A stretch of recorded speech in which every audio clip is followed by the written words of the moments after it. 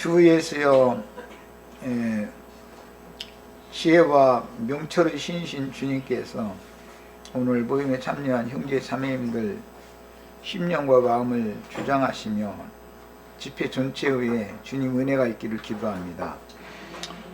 속세의 모든 문제들 때문에 우리가 세상에 사는 동안 이런 모양 저런 모양으로 심령이 많이 상하고 마음도 많이 지치고 그런 상태에 있지만 주께서 우리를 말씀으로 여전히 지켜주시고 또 주님을 향한 사랑하는 마음을, 은혜의 마음을 변함없이 부어주심으로 오늘 또 모임에 이렇게 참여했는데, 오늘 주의 상에 모여서 이런 말씀을 같이 나눌 때 주의 성령께서 형제 자매님들의 심령에 진리를 분별하는 영을 주시고 지혜와 총명을 함께 주셔서 많은 것들을 깨달아가면서 말씀을 들을 수 있도록 듣는 귀를 주시고 또 깨닫는 마음을 주시기를 주의 이름으로 기도합니다. 아멘. 오늘은 창세기 14장 13절에서 16절 사이 말씀을 읽고 이 말씀에 대해서 좀 중점적으로 말씀을 나누겠습니다. 자, 읽습니다. 도망한 자가 와서 히브리 사람을 아브라함에게 알리니 그때 아브라함이 아모리 족속 마므레의 상수리 숲을 근처에 거주하였더라. 마므레는 에스골의 형제요 또 아넬의 형제라. 이들은 아브람과 동맹한 사람들이더라. 아브람이 그의 조카가 사로잡혔음을 듣고 집에서 길리고 훈련된 자 318명을 거느리고 단까지 쫓아가서 그와 그의 가신들이 나뉘어 밤에 그들을 쳐부수고 다메섹 왼편 호바까지 쫓아가 모든 빼앗겼던 재물과 자기의 조카 롯과 그의 재물과 또 기묘와 친척을 다 찾아왔더라. 지금 몇 시간 동안 창세기 14장 말씀을 나누면서 당시 이제 전쟁사에 대한 이 기록은 훗날에 예수 그리스도와 제자들이 영적 전쟁을 수행해서 세상을 복음으로 정복하고 주와 그 그리스도의 나라가 되게 하는 것을 상징하는 그림자적인 역사에 있었다라는 것에 이제 초점을 맞춰서 많은 말씀들을 나눴어요. 그리고 이제 당시 그둘라오멜이라고 하는 사람은 셈의 육적 장손인 엘람이라고 하는 사람의 후계자이기 때문에 실제적으로 홍수 심판 이후에 땅의 기업을 아라랏산 유역에서 받은 자손은 이 엘람 왕 그둘라오멜로 흘러가는 이 자손이다라는 것을 기본적으로 알고 계셔야 됩니다. 그것은 창세기 10장 22절에 보면 셈의 육적 그 맏아들은 엘람이라는 사람이었죠. 그런데 오늘 14장 1절 보면 엘람 왕 그둘라오멜이라는 이름이 나오죠. 창세기 10장 22절에는 셈의 맏아들이 엘람이잖아요. 그러니까 홍수 심판 이후에 노아의 후계자는 셈이었고 셈의 후계자는 엘람이단 말이에요. 이게 이제 장손 계부다 이 말이에요. 이 사람들이 아라랏산 유역에 방주가 당도했고 그곳에 이제 포도원이 있었었고 이랬기 때문에 그 지역의 종주권자가 누구냐면 엘람 왕 그둘라오멜이다 이 말이에요. 이게 그 역사적인 배경을 우선 아셔야 돼요. 이 엘람 왕 그둘라오멜은 땅에 장자권을 가진 장자를 의미한다라는 걸 알 수가 있잖아요. 역사적인 사실로 봐도. 그러니까 그 사람이 주권을 행사하는 영역은 아라랏산 유역이었다는 걸 알 수가 있는 것이죠. 그런데 이제 이 엘람이 후에는 이제 아람이라고 발음이 이제 바꿔지게 됐어요. 아람이 나중에 더 후에는 아수르가 되고 오늘날은 시리아라고 그렇게 발음을 하죠. 이런 기본적으로 성경을 알 때는 역사적인 지리적인 이런 배경을 기초적으로 알고 있어야 되는 거예요. 이런 기독교계 이제 신학이라 그러는데 이런 기초적인 신학 지식이 없는 사람이 뭐 용해한다 하고 영적으로 뭐 이러쿵저러쿵 자꾸 했으면 이거 잘못하면 큰일 난단 말이에요. 왜냐하면 진리의 기초가 없는 사람이 지멋대로 해석할 수 있는 거잖아요. 부탁되고 용해한다 그러면은 뭔가 정확한 그 기초 지식을 가지고 이제 모든 것을 영적으로 이제 해석을 할 수 있는 그런 능력을 갖춰야 안팎으로 기록한 모든 말씀을 양면을 다 알아야 되는 것이죠. 기본적인 말씀을 드린 거고, 그 다음에 이제 그때 당시 그 지리적인 배경도 팔레스타인 땅의 지리에 대해서 우리 지제들이 잘 모르기 때문에 중근동 지역의 지리를 잘 아셔야 돼, 원래는. 그런데 그게 잘 모르니까 이제 우리나라로 이게 비유해서 내가 이렇게 여러 번을 말씀드렸어요. 그러니까 아라랏산 유역이다라고 하는 것은 만주 지역이다라고 생각하시면 돼요. 그러니까 그둘라오멜의 왕국은 그쪽에 있는 것이죠. 그리고는 이제 우리나라 이 한반도는 팔레스타인 땅이라고 생각하면 되고, 팔레스타인 땅에는 함의 자손 중에 가나안의 후예들이 와서 자리를 잡고 살고 있는 거죠. 그 중에 오늘 우리가 읽은 아모리 족속 이야기가 나오는데, 이 아모리 족속도 함의 후손이잖아요. 가나안 족속 중에 하나잖아요. 13절에 도망한 자가 와서 히브리 사람 아브라함에게 알리니 그때 아브라함이 아모리 족속 중에 마므레라는 사람이 그때 당시 마므레는 아모리 족속의 족장이었다라는 걸 알 수가 있는 것이죠. 가나안족이지만 아모리 족속의 족장은 마므레였고, 그는 삼형제였었는데 마므레는 에스골의 형제이면서 아넬의 형제다 그랬으니까 마므레의 동생이 에스골이고 또 그 동생은 아넬이다. 마므레, 에스골, 아넬이라고 하는 삼형제. 이 사람은 히브리인이 아니고 가나안 본토에서 살던 함 족속의 아모리 족속의 가계에선 가문에 속한 사람들이었어요. 이 사람과 히브리 사람이라는 말은 이제 그 힉소스인이라고 이제 역사에서는 그렇게 나오죠. 이것은 타처에서 강을 건너서 이사 온 사람, 그런 뜻인 거예요. 이주해 온 이주민이다, 그런 말이죠. 이제 우리나라 국민이 미국에 가서 이게 이민을 가서 살면 미국 사람들이 우리나라 사람들을 부를 때는 히브리인이라고 부르는 그런 이치와 같은 것이죠. 이제 이런 이치 때문에 히브리인들은 늘 이 땅에 살 때 땅에 기업이 없고 행인과 나그네로 사는 민족으로 계속 역사에 이렇게 남게 되는데, 하나님께서 그 땅에 약속한 땅에 그 백성들이 뿌리를 내리고 기업을 삼아서 살고자 해도 여러 가지 우여곡절들이 생겨서 이방 열국 나라로 자꾸 흩음을 당하는 거예요. 이제 아브라함, 이삭, 야곱이 그런 인생을 살았기 때문에 그 믿음의 본을 역사상에도 이렇게 쫓아가는 거예요. 유대인들은 인생들이 다 그래요. 그러다 보니까 이제 그 사람들 보고는 흩어진 나그네들이다, 이렇게 표현을 해요. 디아스포라라고 그러죠. 헬란 말로는. 그 디아스포라라는 말은 흩어진 나그네들, 그런 뜻이에요. 이런 것은 영적으로 이제 이런 기초적인 배경, 역사적인 사실을 안 다음에 우리에게 적용할 때 우리는 이 생에 사는 것은 행인과 나그네로 사는 것이고, 우리가 이곳저곳에 뭐 서울에 살게 하신 것도 거주의 한계를 하나님이 여기다 살도록 정하셨기 때문에 서울에 살지만 서울이라고 하는 이곳은 여기서 태어나서 여기서 죽는다 해도 이것은 영원한 본향이 아니죠.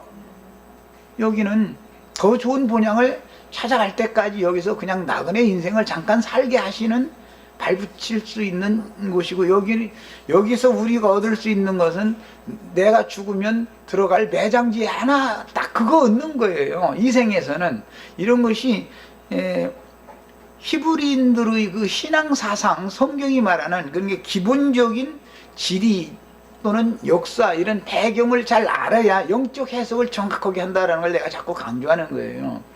세상 말로 이런 이제 세속교계에서는 신학 지식이다 그러는데, 그들이 가르치는 신학 지식이라는 건 그건 엉터리고, 그거는 성경에 근거한 어떤 정확한 지식을 갖추고 나서 이것을 영적으로 나에게 적용하는 걸 자꾸 이제 여기서는 길리고 훈련, 연습시키는 거예요. 자꾸 이것을 연습시키는 거예요.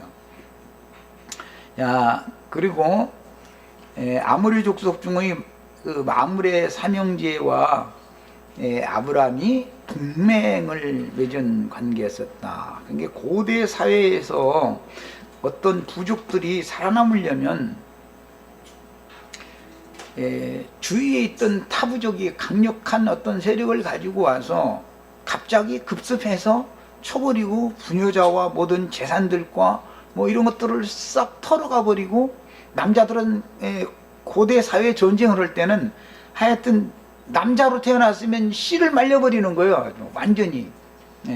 그리고 여자도 이제 남자를 안 여자는 다 죽여버리고, 남자를 알지 못하는 여자들만 잡아다가 포로로 삼아요. 나중에 길러서 자기 아내를 삼거나 종을 삼거나 이렇게 하는 것이 고대 사회의 전쟁이에요.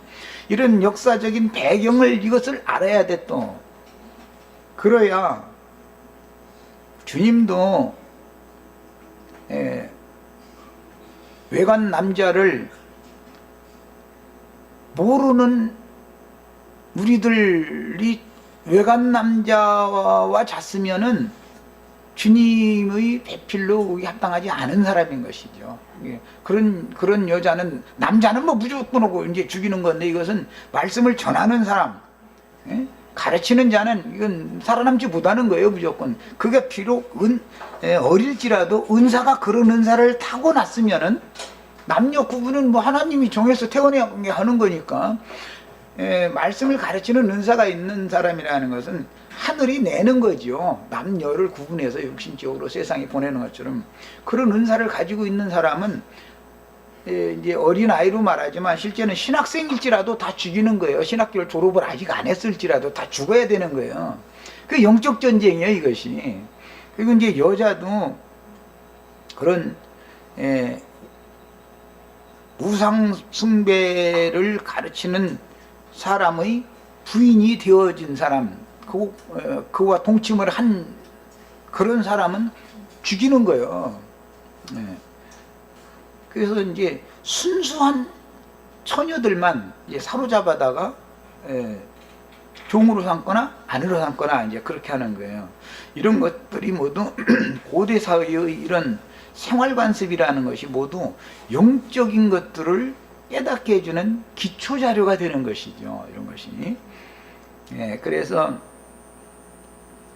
아브람과 동맹한 그 가나안 족속 중의 마므레의 삼형제 에스골과 아넬, 그 삼형제와 이제 아브람은 동맹을 맺었는데, 동맹을 맺으면은 통상을 가능한 거예요. 통상이 가능한 거예요. 오늘날도 뭐 적국이라 할지라도 나중에 평화 시대가 되어져 가지고 외교 관계를 체결을 해 가지고 서로 대사를 양쪽에다가 대사관을 이제 파견하고 영사관을 이것저것에 이제 이렇게 두고, 이렇게 되면은 그 나라 사람들과는 통상이 가능한 것이잖아요. 이런 것과 같은 이치예요. 그때 당시도 그 히브리인들의 생활이 그랬어요. 그래서 여기 동맹을 했다라는 이 말은 너무너무 중요한 말인 거예요. 동맹이라는 이 말은 결국은 이제 뒤에 그 언약, 체결을 하는 것과 관계가 되는 말이기 때문에 매우 중요해요. 이 동맹을 맺을 때는 반드시 고대 사회에서는 제단, 돌 제단에다가 양이나 염소나 이제 소를 잡아가지고, 소는 이제 각을 치고 양이나 염소는 그냥 통으로 해서 이렇게 불고기를 하는 거예요. 그리고는 양측이 다 이제 서로가 어느 경계를, 여기까지는 우리 땅, 여기부터는 너희 땅인데 우리가 너희 땅을 침입하지 않고 너희가 우리 땅을 침입하지 않는다. 이제 조건을 이렇게 걸어서 언약 체결을 하는 거죠. 그리고 나서 그 언약 체결을 할 때는 반드시 제단, 돌 제단 위에 이렇게 벌려놓은 가축을 죽인 그 고기를 이렇게 이제 불로 구워서 이쪽 부족과 저쪽 부족이 다 배부르게 먹는 거예요. 먹고 이제 그때 당시 사람들은 포도주를 마시는 사람들이었으니까 포도주를 이제 마시는 거죠. 그건 이제 음료로 마시는 거예요. 그들이 관습이요, 그것이. 그렇게 해서 체결을 하는 거예요. 그것은 의미가 뭐냐면, 동맹을 맺을 때 그렇게 하는 의미가 뭐냐면, 만약에 너희 부족이 배반을, 이 언약 관계를 배반해 가지고 우리 민족이 힘이 약해졌을 때 우리 민족을 너희가 친다. 그러면은 제물로 죽은 이 짐승과 같이 너희를, 우리의 후손이 결국은 너희를 씨를 말려버릴 것이다. 이런 것을 암시하는 거였었던 거예요. 그래서 여기에서 언약 체결이라는 것을 할 때는 반드시 제물, 본제물을 잡아서 드리는 것이, 거기서부터 제사법이 나오는 거예요. 이 동맹했다라는 이런 말을 그래서 잘 깨닫는 것이 필요합니다. 이렇게 이제 동맹관계를 맺으면 사돈국이잖아요. 피가 섞였잖아요. 동맹관계를 맺을 때는 부족장의, 이쪽의 부족장의 딸과 저쪽의 그 추장이죠. 게 부족장의 아들을 혼인을 시켜요. 그것은 이제 정략적으로 그렇게 하는 것이죠. 그렇게 해야 서로를 치지 못하는 것이죠. 상대 부족을 친다는 뜻은 내 아들이나 내 딸을 친다는 뜻이잖아요. 내 사위나 내 며느리를 친다, 그 말이 되는 거잖아요. 그러니까 그걸 못 오게 하는 거예요. 피가 섞였기 때문에 저쪽에 외손자가 있고 이쪽에 친손자가 있다 해가지고 외손자를 칠 수는 없는 거잖아요. 그래서 이게 피를 섞는 거예요. 동맹관계라는 게 이렇게 하는 거예요. 이런 것을 이제 동맹이라고 그래요. 그러니까 이런 데서 언약이라는 말이 나왔다. 근거를 아셔야 돼. 용어를 잘 아셔야 돼요. 그러니까 반드시 피를 나눠야 언약 체결이 성립이 되는 거예요. 피를 나눠야. 그래서 그런 의미에서 그렇게 하는 거예요. 그 다음에는 이제 이 동맹을 맺으면, 그 다음에는 아무리 원수로 지냈을지라도 사돈 관계가 되었으니까 화목하게 되게 마련이죠. 그래서 동맹 관계가 다 이제 체결이 되어진 다음에는 그것은 의식으로 행하고, 나중엔 정식 식사를 할 때는 화목제물을 서로 나눠 먹는 거예요. 이제 그것은 배부르게 먹는 거죠. 이제 화목제물은 이렇게 하는 거예요. 자, 그 다음에 아브라함이 그 조카가 사로잡혔음을 들었다. 이게 다 사로잡혀 간 중에서 한 사람이 도망 나왔다라는 것이죠. 그돌라오멜의 군대에게 다 끌려가다가 한 사람이 이제 도망와 가지고 롯의 큰아버지가 이게 백부가 아브라함이라는 것을 알고 있었기 때문에 아브라함한테 가서 이 사실을 이제 알렸죠. 알리니까 아브라함이 즉시 자기 조카 롯을 되찾아오러 쫓아가야 되는데, 아브라함의 군대만 가는 게 아니라 마므레와 에스골과 아내 그 부족에서도 군사를 내 가지고 동맹을 했으니까 군사를 내 가지고 이제 뒤쫓아간 거예요. 갔는데 전투를 실제하는 말씀을 보면은 15절 우리 여기는 이제 오늘은 자매님들만 오셔가지고 전쟁 얘기는 잘 안 보이지요. 뭐 전략이라든지 이런 거는. 근데 그 남자들은 이제 주특히 그런 것만 보이고 아이들 낳아서 길러도 딸들은 총이나 뭐 이런 걸로 안 놀아요. 예. 뭐 대포, 탱크, 뭐 아들들은 맨 총 뭐 그런 것만 갖고 놀으려고 그러고 딸들은 뭐 인형만 갖고 놀으려고 그러고 그 태생이 원래 그래서 하나님의 성품을 그렇게 늦어서 그러죠. 우리 시체들은 아마 지금부터 내가 말하는 구절은 잘 안 보였을 것 같아서 내가 이거 미리 말씀드린 건데 15절에 뭐라고 되어 있냐면 318명을 거느리고 어디까지 쫓아갔다 했어요? 단까지 쫓아갔다 그렇게 했죠. 팔레스타인 땅은 이게 남북을 길게 이렇게 보자면 저 맨 북쪽 우리나라로 말하자면은 평안북도 압록강과 맞닿아 있는 평안북도는 단 지역이단 말이에요. 단 지역. 저기 전라남도 지역은 브엘세바 지역이라고 그래요. 그래서 팔레스타인 전역을 남북으로 쭉 말할 때는 단에서부터 브엘세바까지 뭐 몇 명이 기수되었고 뭐 이렇게 늘 기수를 그렇게 하죠. 이 말은 저 북쪽 끝에서 저 남쪽 끝까지를 말할 때는 단에서 브엘세바라고 그래요. 그렇게 표현해요. 그러니까 단까지 쫓아갔다라는 것은 가나안 땅의 끝까지 쫓아갔다 그 말이겠죠. 야, 그러니까 1차 전투는 어디서 벌어졌냐면 어디에서 1차 전투가 벌어진 거예요?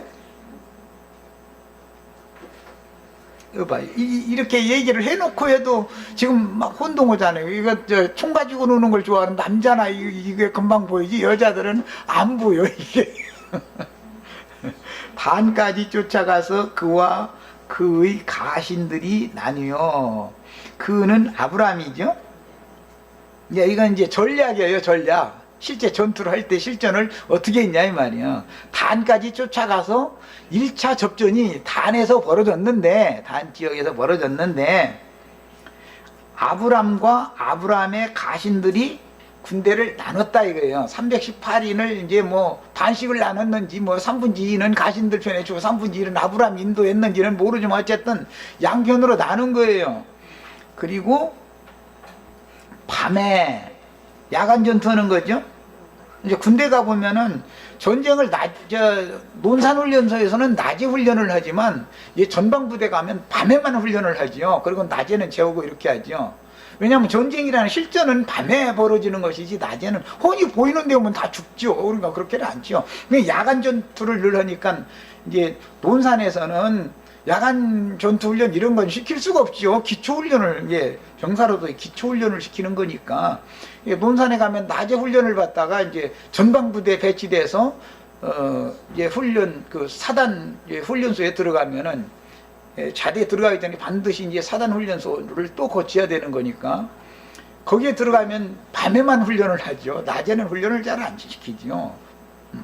이런 것은 모두 실제적인 전투는 밤에 많이 일어난다라는 것을 알고 있기 때문에 그러는 거잖아요.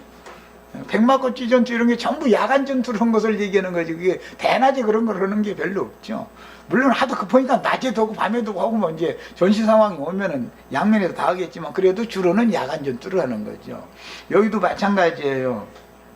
가신들을 양편으로 나눠 가지고 그 큰 대군이 군막을 쭉 이렇게 진을 치고 밤이니까 자고 있을 거 아니겠어요. 군대가 잘 때는 반드시 초병을 세워둬요. 다 자는 게 아니죠. 초병을 이렇게 군데 쭉 이렇게 주위 외곽과 그 다음에 안에 그 다음에 그 내무반 안에 이렇게 이제 세 군데로 이렇게 나눠서 쭉 초병을 세우죠. 그러는데 밤에 그들을 쳐부수려면 양편으로 나눠 가지고 급습을 할 때 시끄럼펴 가면서 쳐들어갈 것 같아요. 아니면 쥐두새도 모르게 밤에 가가지고서 초병들만 소리도 내지 않고 초병들만 다 죽이면 그냥 이기는 거죠. 그리고 나서 갑자기 이제 불을 저지른다. 불을 이제 군막 집들에다가 막 이렇게 불을 넣는다든지 그러면은 허둥대죠. 이제 다 자다 말고 일어나 가지고 무슨 놈의 전투 준비가 돼 있겠어요? 이런 방식으로 단에서 1차 접전을 그런 방식으로 전쟁을 수행을 해서 승전을 한 거예요. 그러니까 이 어마어마한 동맹국의 큰 대병들이 허둥대다가 그냥 도망간 거잖아요, 지금. 그래야지 정식으로 대진을 해가지고서 낮에 접전을 했다면 아브라함 군대가 당하겠어요. 이 국가의 군대와 사병들이, 집에서 길린 사병들 몇 명 데리고 가지고서 어떻게 이 전쟁이 이기겠어요. 그러니까 이제 이런 전략을 행하게 한 것도 하나님이다라는 걸 알 수가 있죠.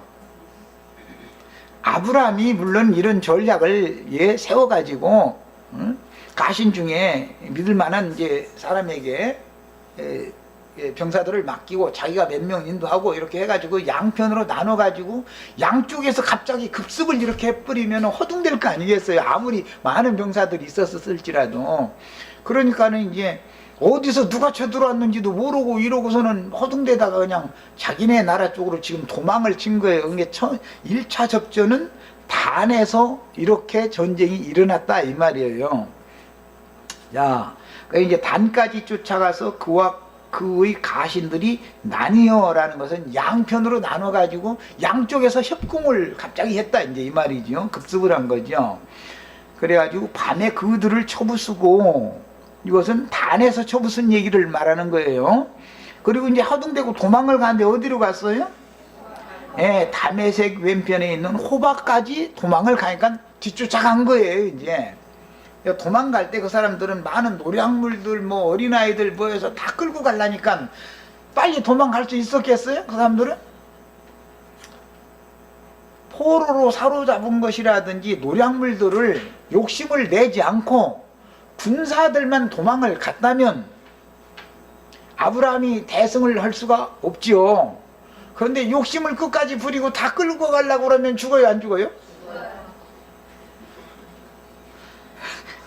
간단한 구절이지만 우리는 다 이런 것을 읽어낼 수 있잖아요. 자매님들은 나처럼 안 읽었을 거예요. 난 다 알아요. 왜 그러는지. 자매님들은 인형 갖고 노는 것만 좋아하고 그렇게 자라났기 때문에 똑같은 성경을 읽어도 나처럼 이런 부분이 안 읽어지죠.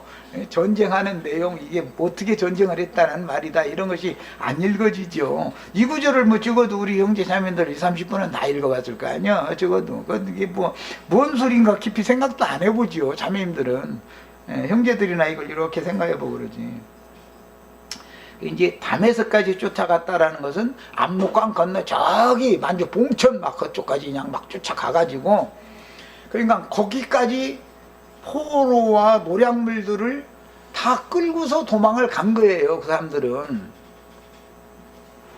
사람이 뭔 위급한 상황이 오면 엊그제 태풍도 지나가고 뭐 이제 그랬는데, 재난이 닥치면은 농 속에 그 열고 막 그거 뒤지고 불 났는데, 예를 들어서 그러다 보면 저 죽어. 그것은 잊어버리고 그냥 나오면은, 살면은 다음 대책으로 그건 또 얼마든지 도로 취할 수가 있는 건데, 사람은 생명과 그것을 바꾸게 될 수 있는 위험이 있다라는 것을 잊어버린다 이거. 순간적으로. 왜? 마음이 거기에 있으니까. 내 목숨이 살아야 된다는 것에 마음이 한 가지 마음이 딱 있으면은 무조건 나오지요. 그럼 사고가 안 나지요. 이런 걸 통해서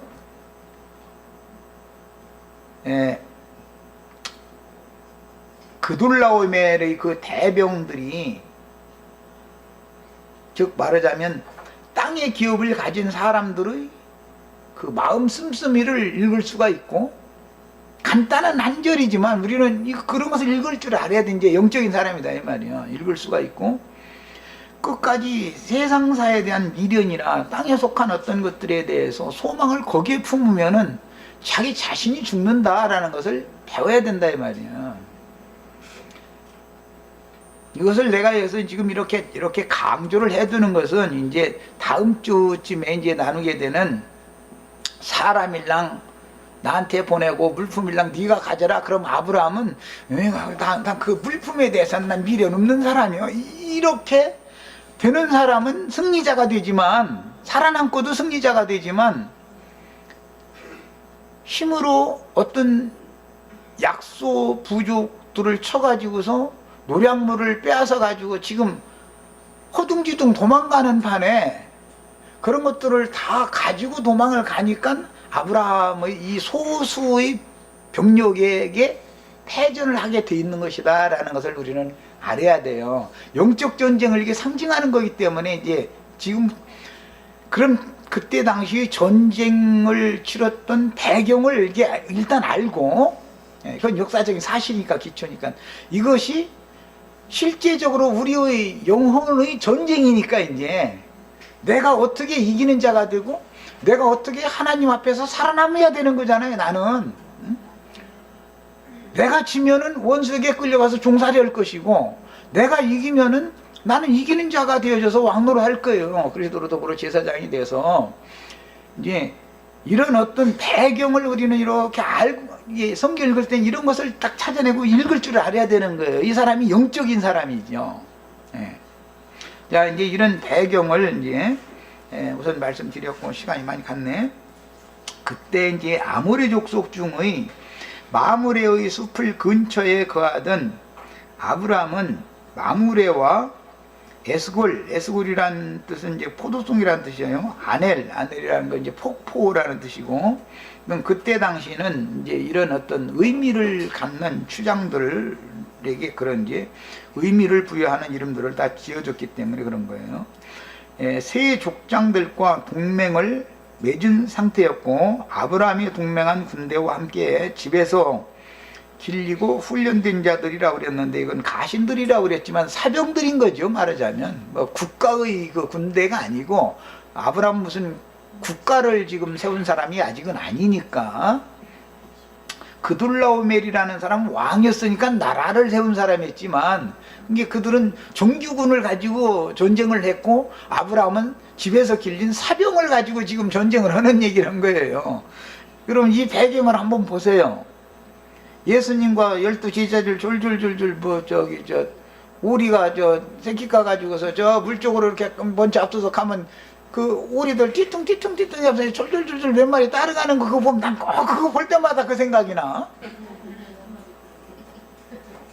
그러면은 유대교라고 하는 어마어마한 제도권의 세력이 이미 형성되어 있는데, 이것과 또는 그보다 더 광범위하게는 세상나라라고 하는 것이 사탄의 이 조직체계가 이미 세워져 있는데, 예수님을 따르는 불과 120명 정도나 밖에 되지 않던 이 사람들이 세상을 정복해서 주님의 나라로 세운다라는 것이 가능하겠냐, 이게 사람의 눈으로 볼 때는. 이건 전혀 가능하지 않은, 세상 표현으로 정한 결함으로 파헤치기 하는 전쟁을 하는 거예요.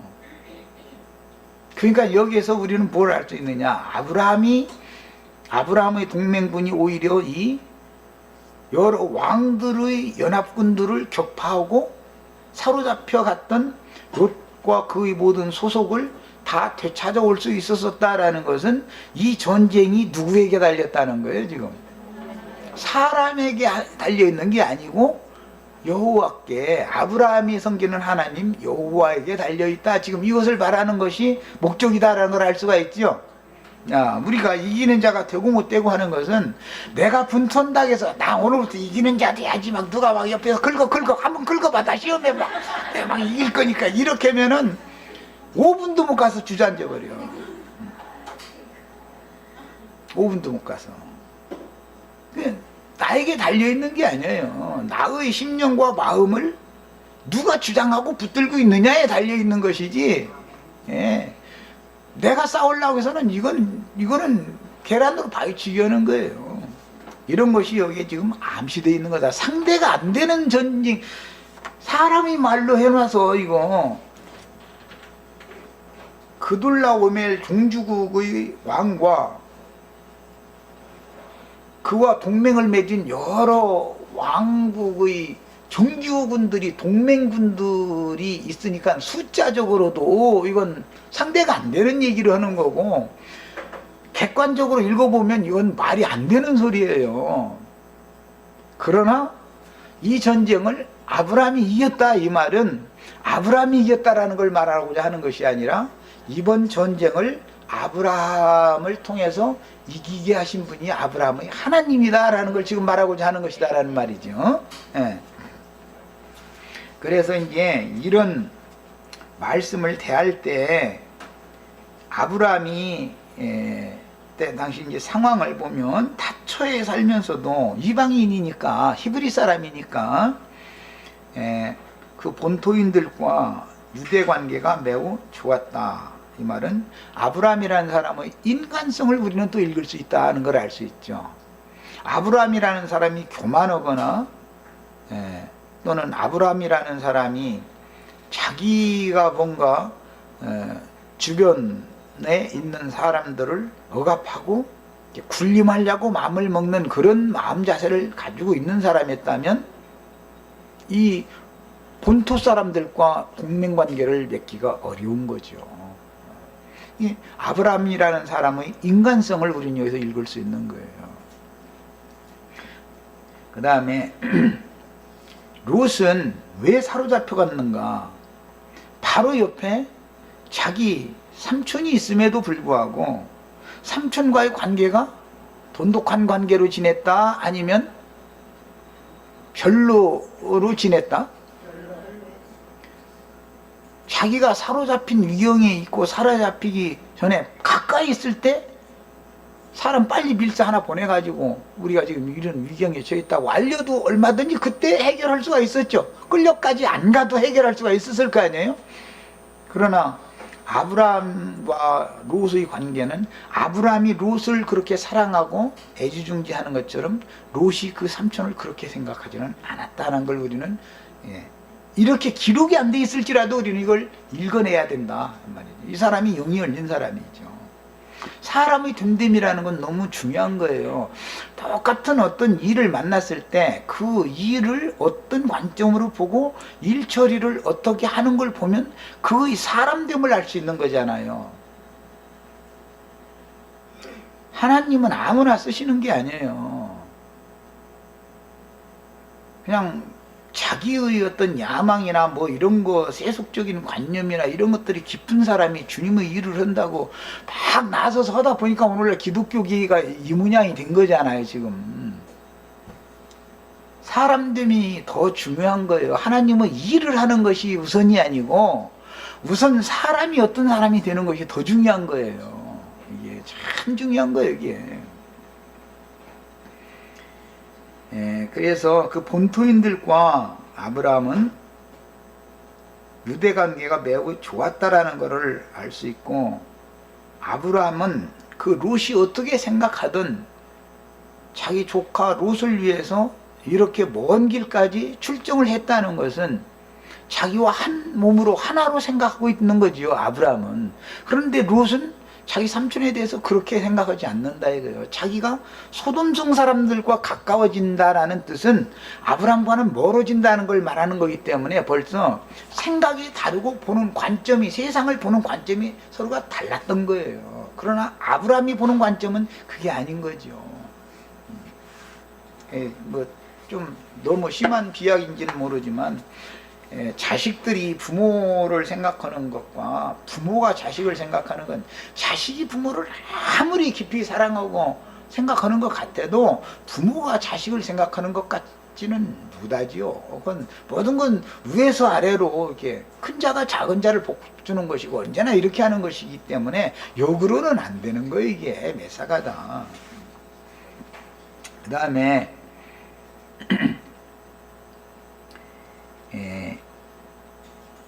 그때 당시 이제 아브람이라는 사람됨이 이랬고, 셈의 장손인 엘람의 후예로서 아람과 팔레스타인 전역을 주도하던 엘람 왕 그둘라오멜의 군대를 아브람의 특공대와 아브람의 동맹군이 뒤쫓아가서 격파할 수가 있었다는 것은 그들의 무슨 지략이나 그들의 무슨 지혜나 이런 것이 힘이나 이런 것으로 이긴 것이 아니다. 이건 상대가 안 되는 전쟁을 지금 한 거니까 그랬는데 이겼다는 걸 말한 거니까.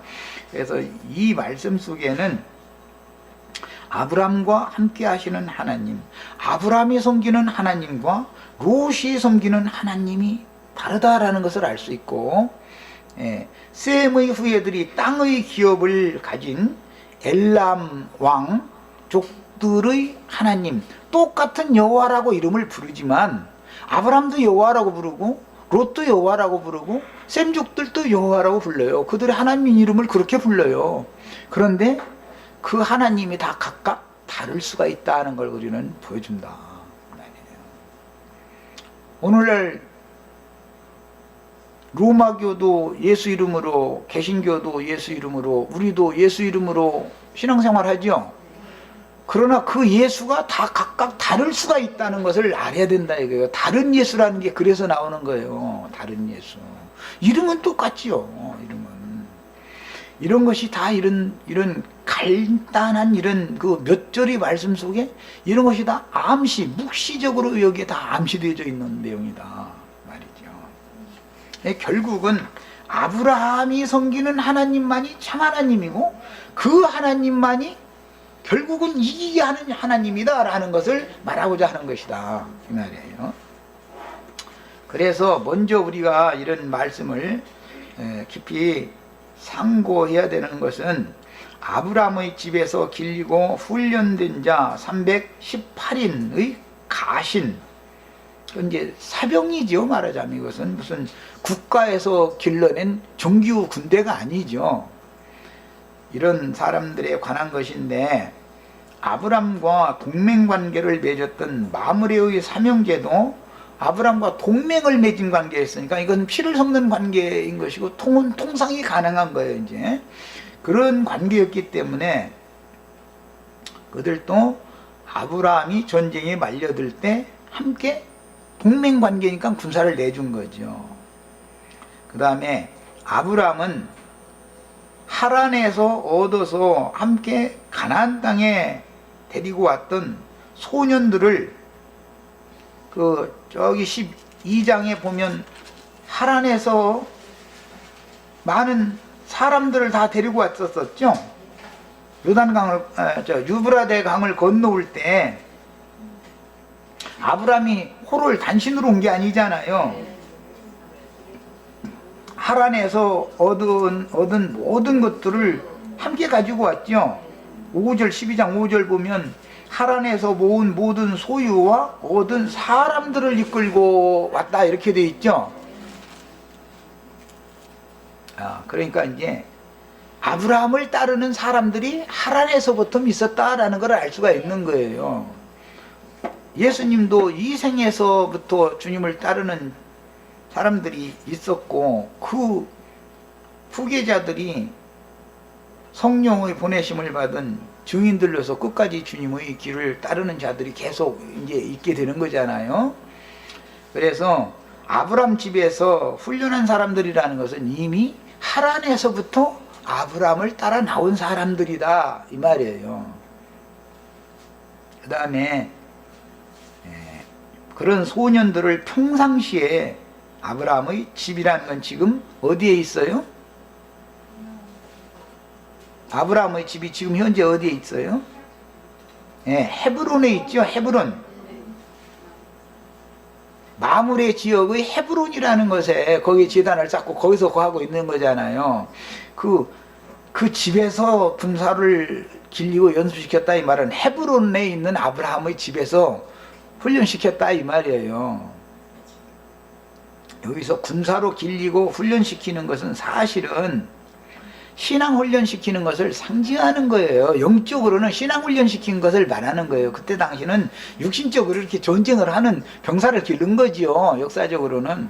그러나 이것은 주님께서 주님의 집에서 당신의 지휘자들을 길리고 훈련, 연습, 전쟁을 연습시켰다 이 말은 영적인 전쟁을 훈련시키는 것을 상징하는 것이기 때문에 이것은 진리의 말씀을 부지런히 가르쳤다 이 말이에요. 사실은 훈련소에 가면 전쟁하는 것을 부지런히 가르치는 거잖아요.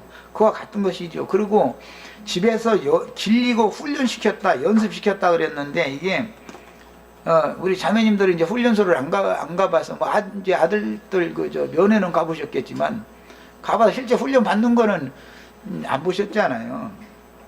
거기서는 딴 생각 못하게 아주 그냥 정신을 못 차리게 만들어버려. 그냥 오직 한 가지 그냥 총 쏘는 연습 대금 어떻게 몇 분 내에 군장 빨리 비상 걸리면 몇 분 내에 군장 빨리 끓여가지고 전투 임무를 수행할 수 있도록 총 탄창 분배 받아가지고 어떻게 착용하고 어떻게 세우고 투구는 어떻게 쓰고 이 신발끈도 매는 게 그냥 빨리 하는 그런 방법이 다 있어요. 또 거기 가면 이제 그런 걸 가르치죠 자꾸. 그렇게 하고 착검하는 거 이제 그 총 끝에다가 이제 칼을 이제 비상이 걸리면 이제 칼을 주거든요. 그걸 어떻게 착검을 하는 거 이런 것을 하여튼 최대한 빠른 시간 내에 이거를 해가지고서 출동 준비를 딱 완료를 해야만 지휘관이 출동 명령을 내릴 수가 있잖아요. 그런 것을 그냥 반복해서 훈련을 하는 거예요. 그러니까 자다 말고서 갑자기 그냥 비상하면 그냥 그냥 금방 연병장이 딱 모여버리거든. 그러니까 한 5분 이내로. 그게 참 굉장하죠. 그런데 뭐든지 반복하면은 그게 자동적으로 그게 되게 돼 있어요. 어떤 공장에서 물건 만드는 것도 처음에는 굉장히 더듬발치고 어렵죠. 나중에 3, 4년 지나면은 눈 감고 돼버려 그거. 자동으로 다 되게 돼 있어요. 이렇게 하는 것은 부지런히 군사를 훈련시켰다는 건 이제 전쟁 연습을 시킨 거지만 이것은 주님께서 제자들을 길러낼 때 부지런히 가르친 걸 말하는 거예요. 상징하는 거예요. 이제 시간이 됐으면 우선은 여기까지 하고 우리들도 이렇게 부지런히 가르침 받아서 전사로 다 쓰임 받을 수 있도록 이렇게 길러지기를 바랍니다. 잠깐 쉬었다 가겠습니다.